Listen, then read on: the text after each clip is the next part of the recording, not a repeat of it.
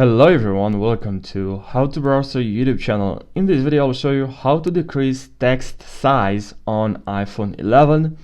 So the process, it's pretty easy and fast, so don't forget to subscribe to my YouTube channel if you're new to my YouTube channel. And now let's jump right into the video.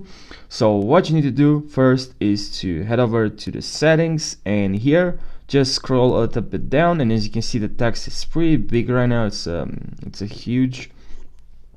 really big text right now that I have, and it's kind of annoying. So what I have to do to change it, and what you have to do, is just to go to display and brightness, and now scroll a little bit down.